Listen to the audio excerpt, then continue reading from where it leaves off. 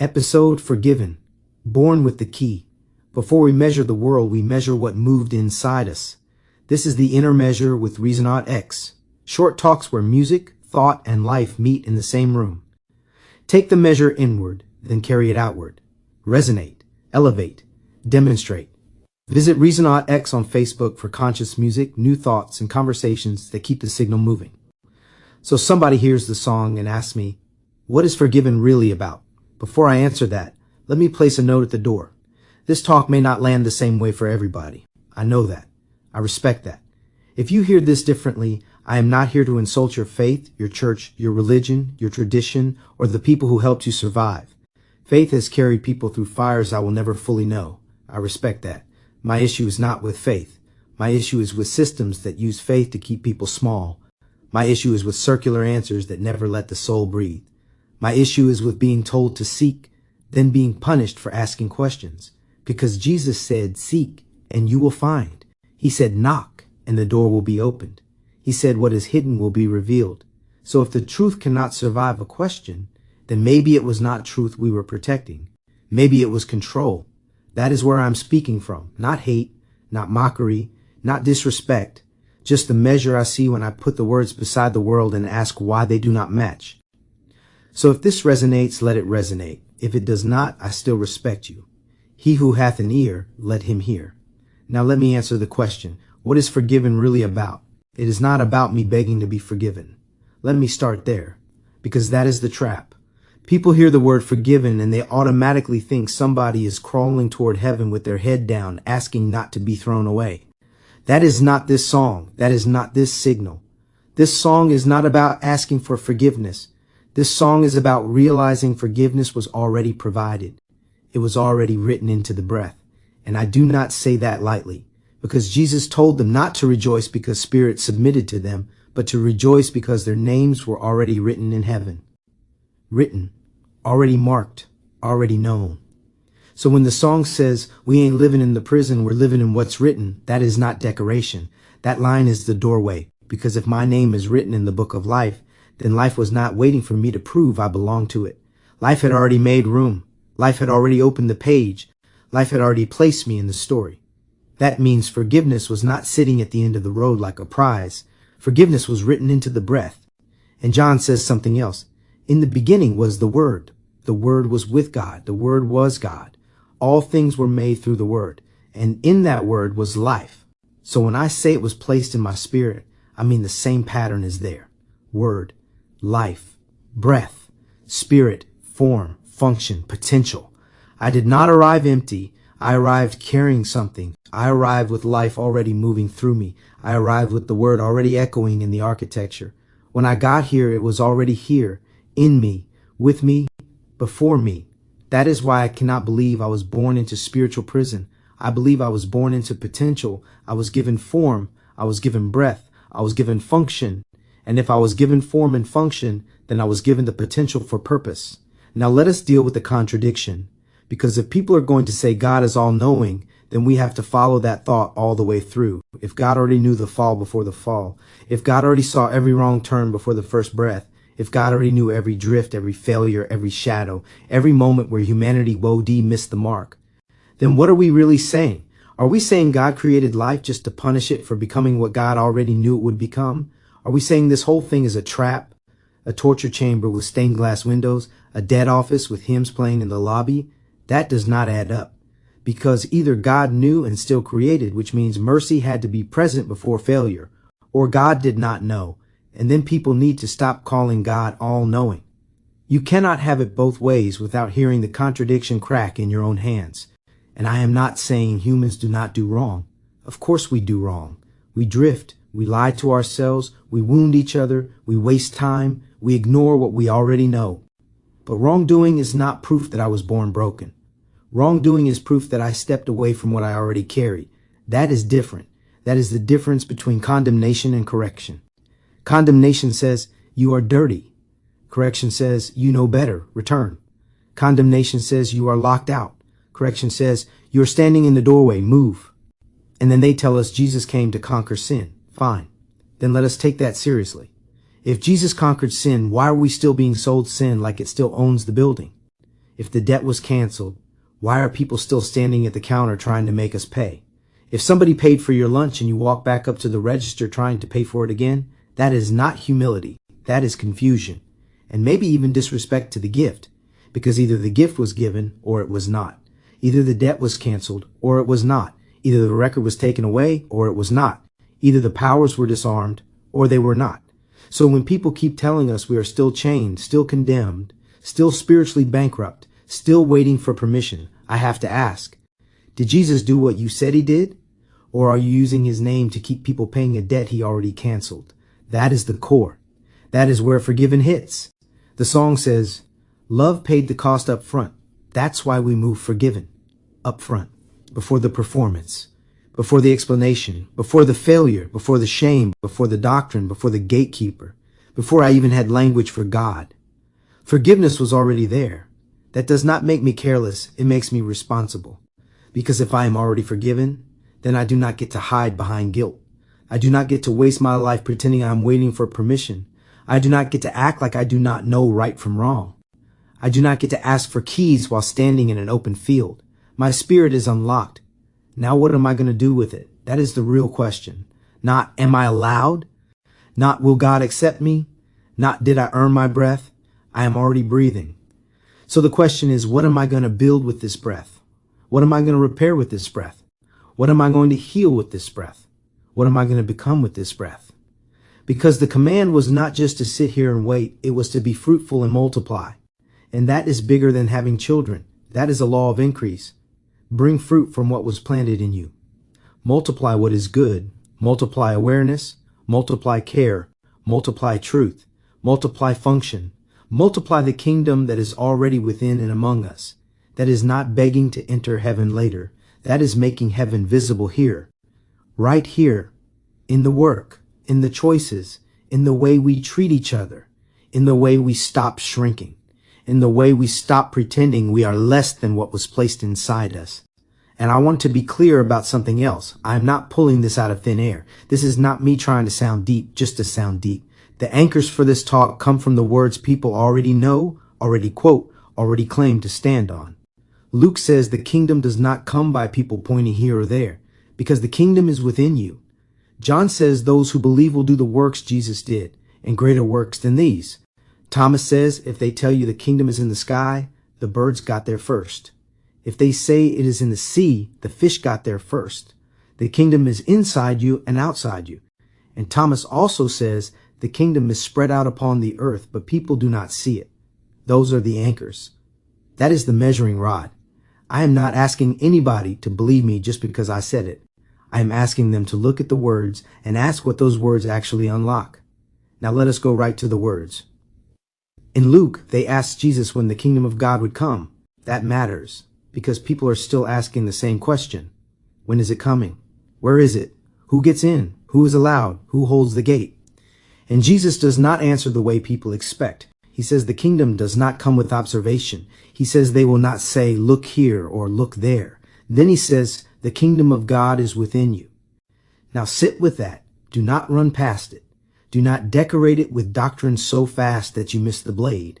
If the kingdom is within you, then why are people teaching you to live like you are empty? If the kingdom is within you, then why are you being told your spirit is locked? If the kingdom is within you, then why are you spending your whole life waiting for someone else to hand you permission? That is the contradiction. That is the chain. And forgiven is me saying, I see it now. The song says, no chains on our hearts, no shadows we live in. That is not just a hook. That is a response to Luke. Because if the kingdom is within me, then I cannot keep walking like I am spiritually homeless. I cannot keep crawling outside a gate that Jesus said was already within. Now go to Thomas. And I know some people get nervous when Thomas is mentioned. Good. Let the room breathe a little. Because Thomas carries the same kind of fire. In Thomas, Jesus says if they tell you the kingdom is in the sky, the birds got there first.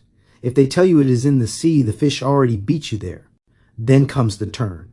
The kingdom is inside you, and it is outside you. That is not a small saying. That is a spiritual hammer, because it breaks the idea that heaven is only somewhere else.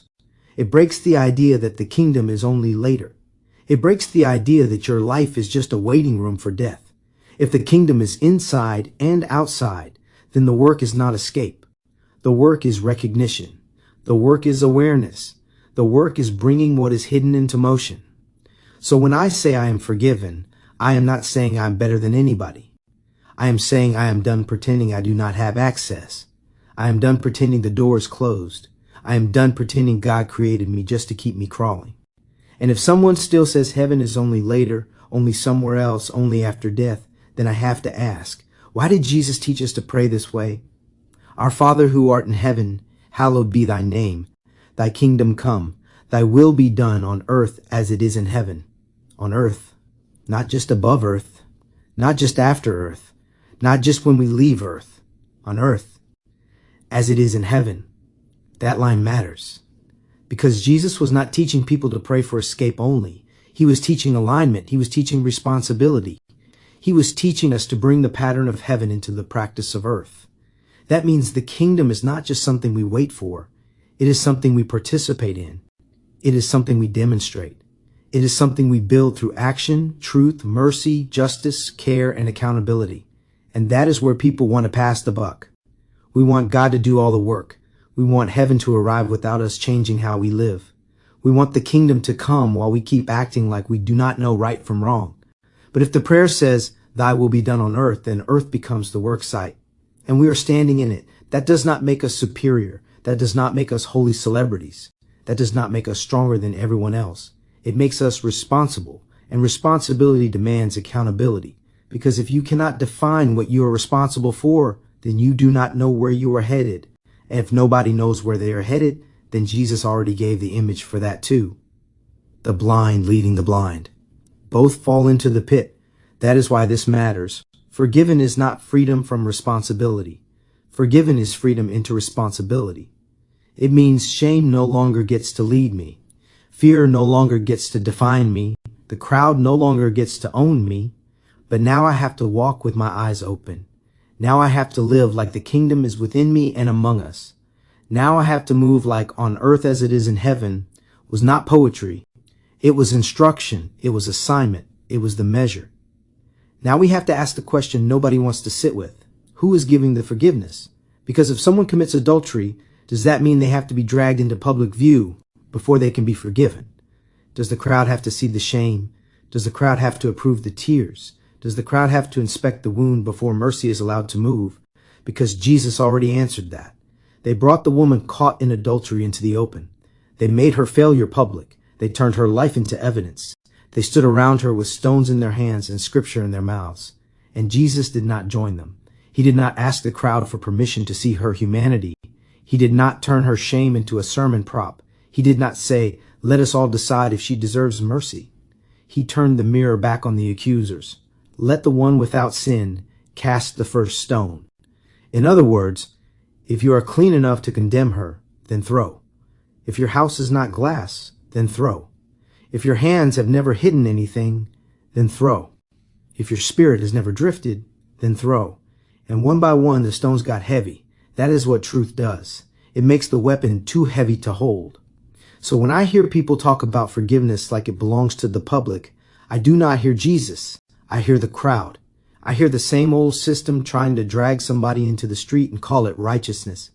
But Jesus broke that system. He showed that the crowd does not own the soul. The crowd does not own mercy. The crowd does not get to stand between a person and God. Yes, wrongdoing matters. Yes, truth matters. Yes, repair matters. But public shame is not the doorway to forgiveness. The crowd does not get to become God just because somebody else got caught. That is the contradiction. People with stones love talking about sin, but Jesus made them look at their own hands.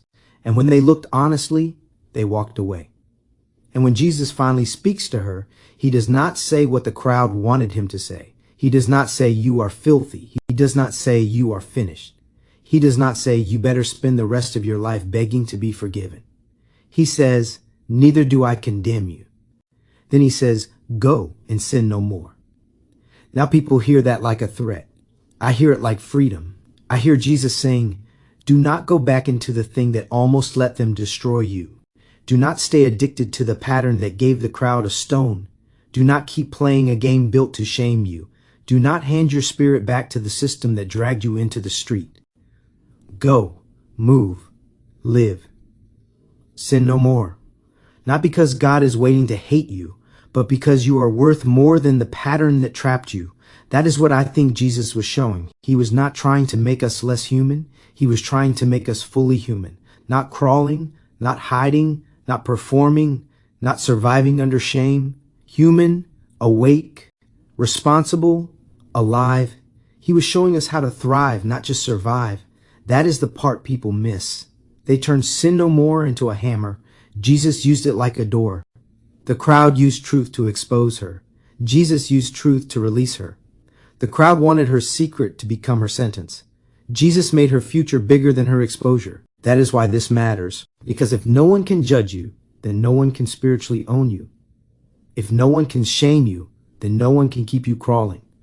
If no one can stand between you and God, then forgiveness does not have to pass through their hands. That does not mean hide from truth.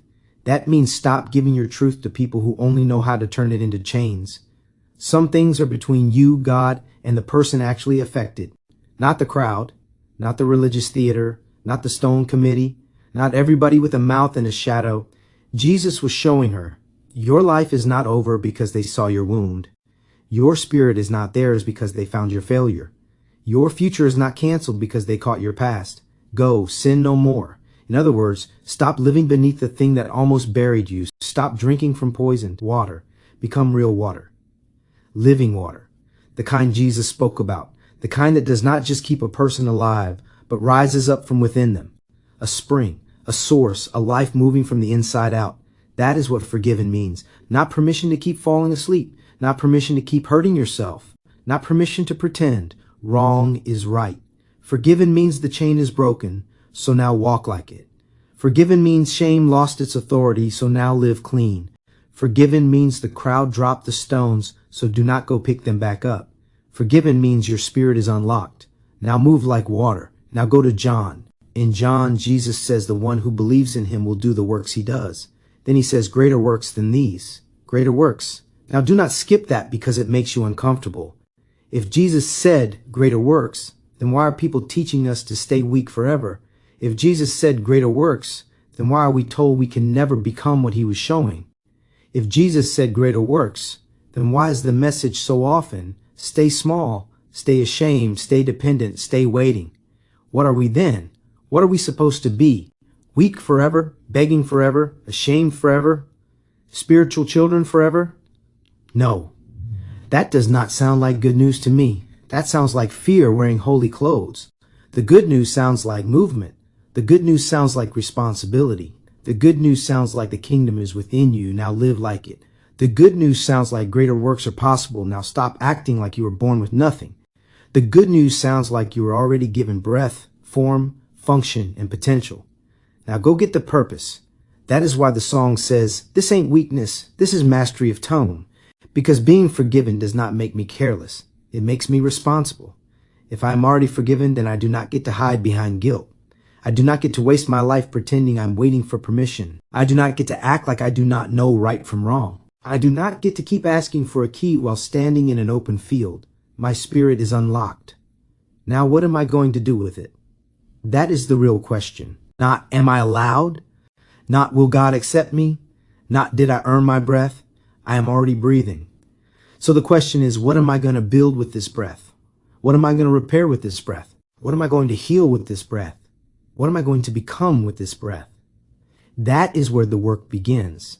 Not from shame, from knowing, not from fear, from function, not from begging, from becoming. Now go back to Thomas again. His disciples ask when the kingdom will come, and the answer is brutal in its simplicity. It will not come by waiting for it. They will not say, here it is, or there it is. The kingdom is spread out upon the earth, and people do not see it. That line right there, that is the one. Because maybe heaven is not absent. Maybe awareness is absent. Maybe the kingdom is not missing. Maybe we are missing it. Maybe purpose is not gone. Maybe we keep walking over it. Maybe the door is not locked. Maybe we were trained to kneel outside an open door. That is what this song is pushing against. Not God, the false picture of God. Not Jesus, the shrinking of what Jesus said. Not faith, The fear that gets sold is faith. Because why would God create life, breathe into it, give it form, give it function, give it awareness, then spend all of time demanding payment from it like a debt collector? What is being collected? What debt could be greater than the gift already given? What kind of love creates a soul just to keep it chained to a balance it can never pay? I am not buying that. I do not believe creation was built like a debt office. I believe creation was built like a field, and we were placed here to grow. That is why I cannot reduce heaven to somewhere I am begging to enter later. No, I am trying to help make heaven visible here, right here, in the work, in the choices, in the way we treat each other, in the way we stop shrinking, in the way we stop pretending we are less than what was placed inside us. Because if the kingdom is spread out upon the earth and people do not see it, then my work is not to wait for the kingdom. My work is to reveal it, to demonstrate it, to resonate with it, to move like it is already here. The song says, I don't need revenge, that's a low wave spin. And that matters because revenge is what people choose when they forget who they are. Shame is what people wear when they forget what they carry. Fear is what people obey when they forget the kingdom is within. But when you know you are already forgiven, you do not have to live in low waves. You do not have to live under spiritual surveillance. You do not have to live like someone else owns the doorway to your spirit. You can stand in responsibility without wearing condemnation. That is not rebellion. That is recognition. That is not arrogance. That is alignment. That is not sin.